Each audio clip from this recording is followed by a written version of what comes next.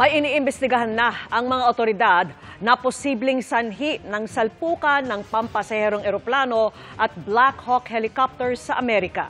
Alamin sa pagtutok ni Oscar Oida. Sadly, there are no survivors. Our prayers are with you now, and in the days to come, we'll be working very, very diligently in the days. Ito ang inanunsyo ni US President Donald Trump. Wala pang 24 oras sa search and rescue operation matapos ang banggaan ng pampasaherong eroplano at US Army Black Hawk helicopters sa Amerika. 64 ang sakay ng American Airlines Bombardier jet at 3 ang sakay ng US Army Black Hawk helicopter. Kabilang sa mga nasawi ay mga figure skater at mga individual mula sa Russia, Germany, China at Pilipinas. Ang mga sandaling nangyari ang trahedya na record ng air traffic control.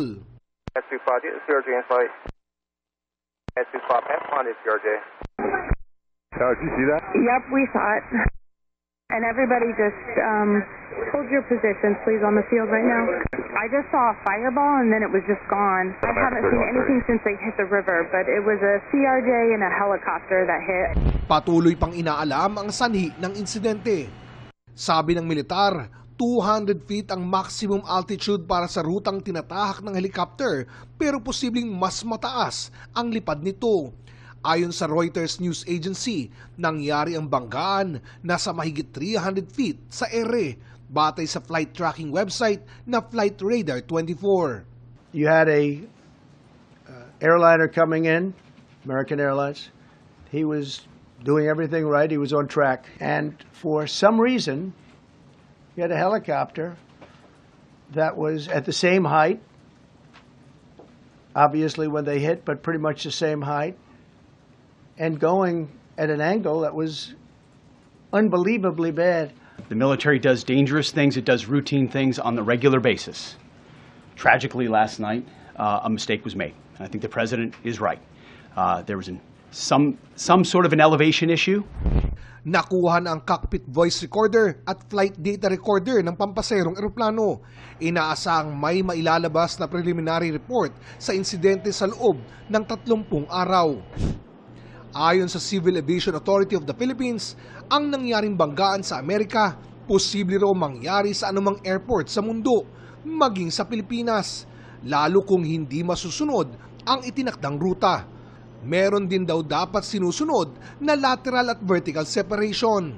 Separated sila by altitude.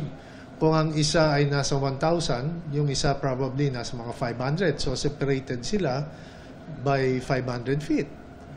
At meron din pong separation na lateral, yung pong tinatawag na kung may leading traffic, ang susunod na traffic sa kanya mga 5 miles away.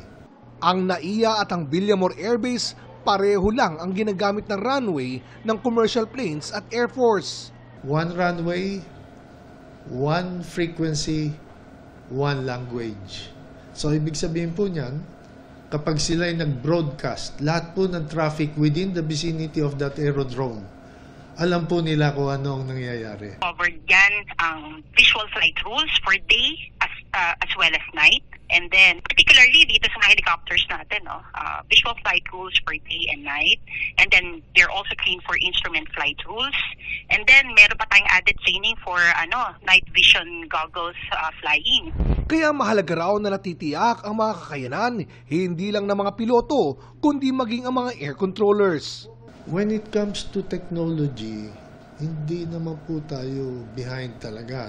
Though we still have room for improvement. Marami pong programa na dapat natin ipatupad. May mga instrumento po tayong kukunin. In a matter of 2 seconds, nag-update po ang position ng mga aeroplano. So by doing so, mas makaka-predict tayo kung ano po ang direction o kung ano ang ginagawa ng aeroplano, nagdi-deviate ba siya o na sumusunod siya sa instruction.